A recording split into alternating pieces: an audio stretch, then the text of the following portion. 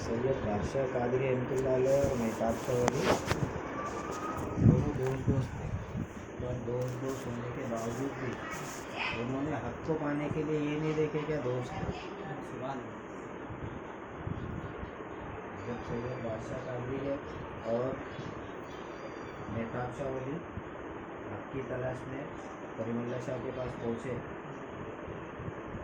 तो करीमुल्लाह शाह ने बयान वगैरह किए। फिर सैयद बादशाह कादरी रहमतुल्लाह अलैह को फरमाया कि सरकार ये आपकी घर की नियामत है, मैं आपको ही अता करना चाहता हूँ। तो दोनों दोस्त थे, तो दोनों बोले बैत हो जाएंगे करीमुल्लाह शाह कादरी से। तो करीमुल्लाह शाह कादरी ने फरमाया मेहताब चौधरी को कि मैं इनको बैत करके इनकी घर की नियामत इनको अता करूँगा, आप इनसे ले लेंगे। तो उनको खिलाफत दिए सैयद बादशाह कादरी यानी कादरी रहमतुल्लाह अलैह को, और फिर उन्होंने बैत किए मेहताब चौधरी को। तो ये हक की जुस्तजू होना चाहिए। वो एक रहता है ना, दोस्त को रिस्पेक्ट नहीं देता है, मानते नहीं है। ये सैयद बादशाह कादरी रहमतुल्लाह अलैह और मेहताब चौधरी ये मिसाल है दुनिया के लिए। ये कोई छोटा बड़ा नहीं इस दुनिया में, जिसके पास हक है वो बड़ा है। और इसी के लिए मौलाए कायनात हज़रत अली करमल्लाहु वजहुल करीम फरमाते हैं, अगर आपके सामने एक अदना बच्चा भी दीन की बात कर रहा है तो उस वक्त उस बच्चे को अपना आका समझो और खुद को उसका गुलाम समझो। फिर एक जगह मौलाए कायनात हज़रत अली करमल्लाहु वजहुल करीम फरमाते हैं, कौन कह रहा है ये मत देखो, क्या कह रहा है ये देखो। अगर आपके काम की बात है तो रख लो, वरना जाने दो। हमारे सिलसिले के बुजुर्गान दीन में वो तालीम तरबियत करके गए कि अगर इंसान उनकी बातों पर अमल करेगा तो कभी गुमराह हो ही नहीं सकता, और ना ही कभी उनको किसी चीज़ की कमी हुई। हक देकर गए, हक बहुत बड़ी बात है, बहुत गौर व फिक्र करने वाली बात है कि हम आज के दौर के लोग क्या कर रहे हैं दुनिया में। सिर्फ और सिर्फ शरीयत को फॉलो कर रहे हैं। और शरीयत रसूल खुदा के घर की है तो तरीक़त किसके घर की है? तरीक़त भी रसूल खुदा के घर की है, हकीकत भी रसूल खुदा के घर की है, और मारिफत भी रसूल खुदा के घर की है।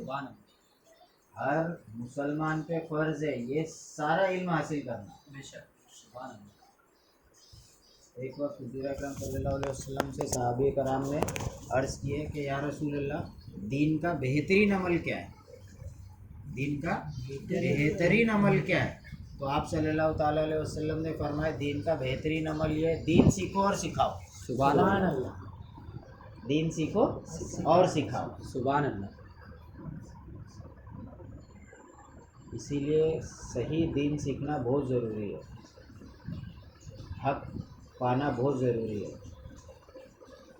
अल्लाह ने इंसान को दुनिया में क्यों भेजा? लोग कहते हैं इबादत के लिए। अरे इबादत के लिए जिन्नों मलाइक और फरिश्तों की कमी नहीं है। सातों आसमान पे फरिश्ते उसकी इबादत में आज भी खड़े, और अल्लाह मालिक कुल है।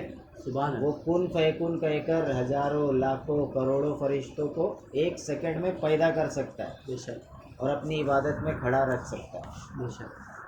फिर हज़रत इंसान को ही क्यों बनाया? हज़रत इंसान को अल्लाह ने बनाया अपनी मारिफत हासिल करने के लिए। सुभान अल्लाह।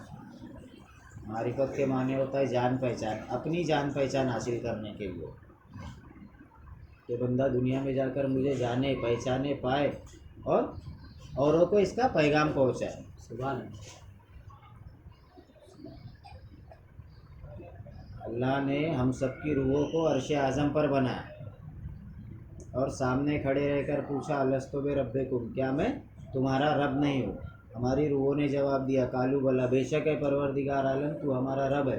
हम दुनिया में जाकर तेरी इबादत करेंगे, तेरी हम्दो सना करेंगे, तेरे रबूवत का इजहार करेंगे।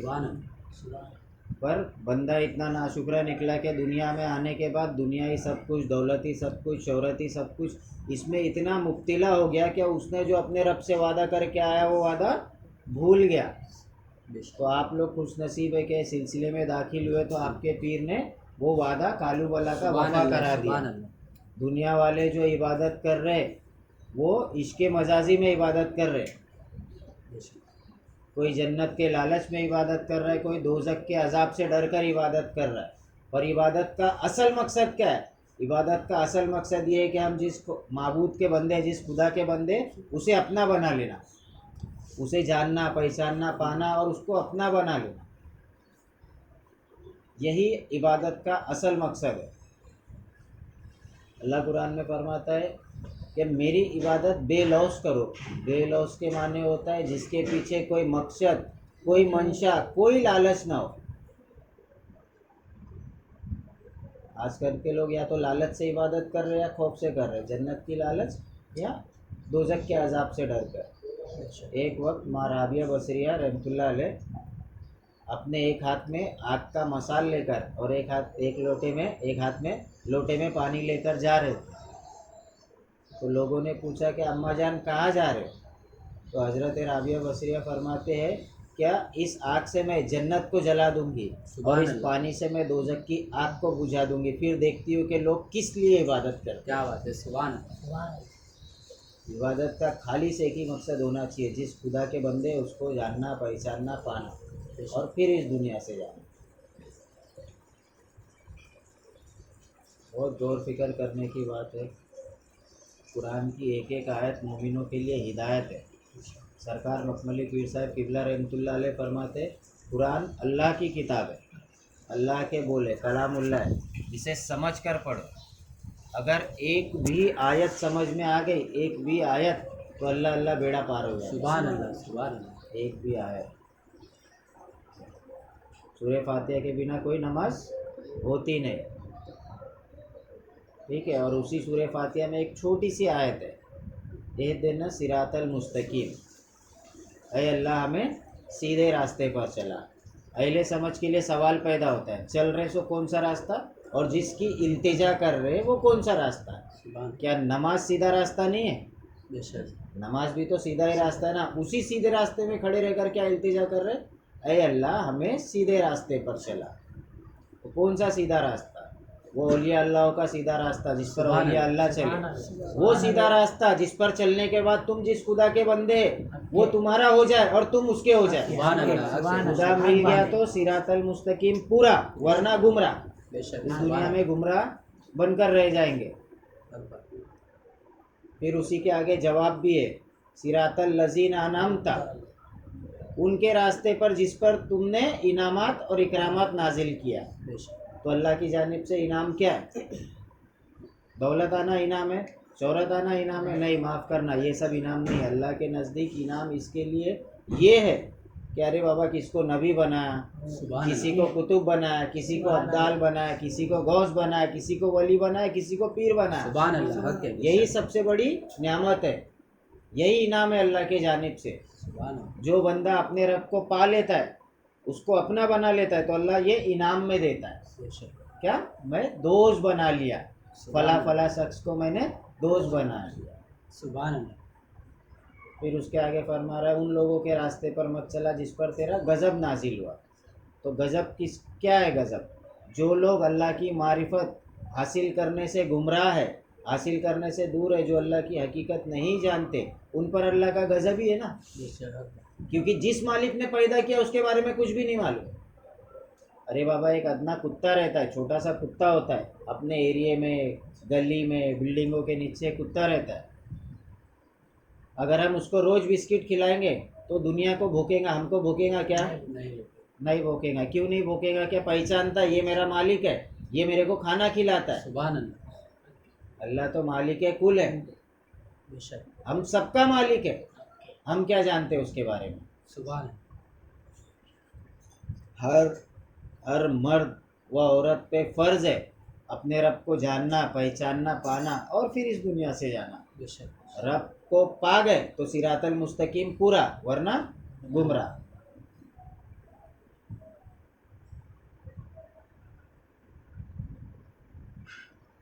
अल्लाह ऐसे हर किसी को नहीं मिलता। किसी कामिल फ़कीर के पास जाकर बैठेंगे तो वो खुदा शनासी की तालीमात से आरस्ता पारस्ता करते हो। हज़रत मौलाना जलालुद्दीन रूमी रहमतुल्लाह अलैह फरमाते, یک زمانہ صحبت با اولیاء بہترت ست سالہ طاعت بیریا. اولیاء اللہ کی چند لمحہ کی صحبت 100 سال کی بیریا عبادت سے بہتر ہے، خالص عبادت سے بہتر ہے. کیونکہ جو علم عبادت کر کر نہیں عطا ہو سکتا وہ کسی فقیر کے پاس بیٹھنے سے عطا ہو جاتا ہے. سبحان اللہ. بے شک. کتابوں میں خدا نہیں ہے. اگر کتابوں میں خدا ہوتا تو گھر گھر ولی ہوتے تھے. خدا کسی مرد مومن مرد کامل کے سینے میں ہوتا ہے. ہم خوش نصیب ہے کہ ہم کو ایسے مرد مومن مرد کامل سرکار مکملی پیر ملے سبحان اللہ. سبحان اللہ. جنہوں نے خدا شناسی کرا ہے. بے شک.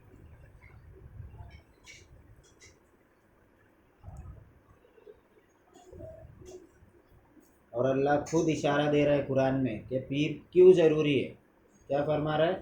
جن کو میں گمراہ کرتا ہوں، جن لوگوں کو میں گمراہ کرتا ہوں ان کو کوئی ولی یا مرشد عطا نہیں کرتا.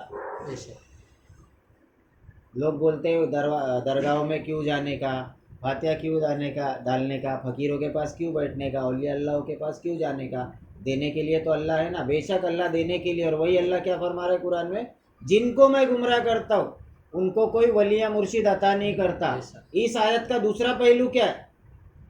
اس آیت کا دوسرا پہلو یہ ہے کہ میں جس کو ہدایت دوں گا اس کو کسی نہ کسی ولی یا مرشد کے ذریعے ہدایت دوں گا. سبحان اللہ. حق ہے. بے شک. اللہ سامنے تو آئیں گا نہیں تم کو ہدایت دینے کے لیے.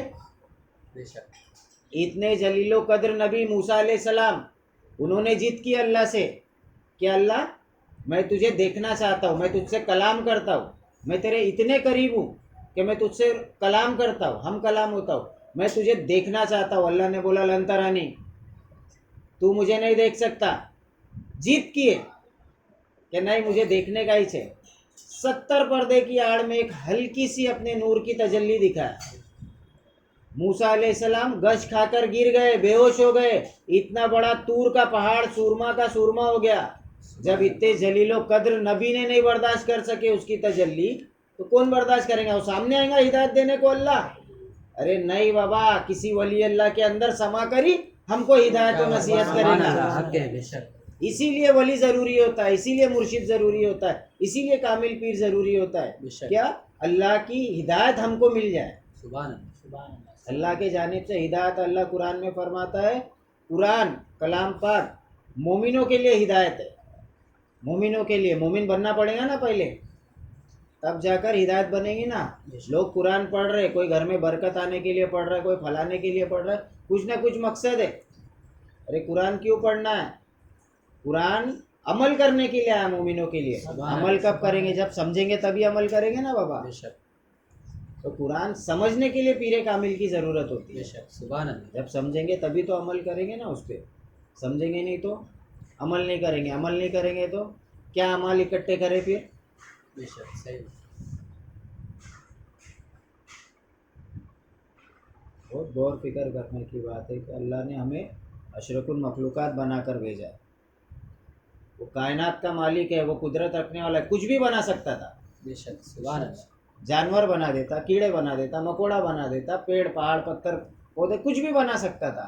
کتنا اس پاک پروردگار عالم کا احسان عظیم ہے، اس کا جتنا شکر ادا کرو اتنا کم ہے بے شک. کہ اس سبحان نے اللہ. ہمیں اشرف المخلوقات بنا کر بھیجا. بے شک. ہر مخلوق سے افضل. سبحان اللہ. ایسے مالک کے بارے میں نہیں جاننا پہچاننا کیا معنی رکھتا ہے دنیا میں آنا؟ بے شک. سبحان اللہ. اس خدا کو جاننا پہچاننا پانا ہر مرد و عورت پہ فرض ہے، فرض عین ہے. جب کسی کامل پیر کے دستیاب پہ بیعت ہوئیں گے تو یہی تعلیمات حاصل کرنے کی کوشش کریں گے. اپنے رب کو جاننا پہچاننا پانا اور پھر اس دنیا سے جانا. یہ واحد ایک ہی مقصد ہے حضرت انسان کو اس دنیا میں بھیجنے کا. ہماری روح نے وعدہ کر کے آئی نا بابا اللہ سے. غور فکر کرنے کی بات ہے. ہماری روح کی عبادت میں تھی کیا بیعت ہونے کے پہلے؟ نہیں. اللہ کی عبادت پہ تھی کیا؟ نہیں تھی. کتنا بڑا پاک پروردگار عالم کا احسان عظیم ہے کہ سلسلے میں داخل ہو گئے، بیعت ہو گئے تو ہمیں وہ طریقہ عطا ہوا کہ آج ہماری روح اللہ کی عبادت سبحان میں. اللہ. سبحان اللہ. بے شک.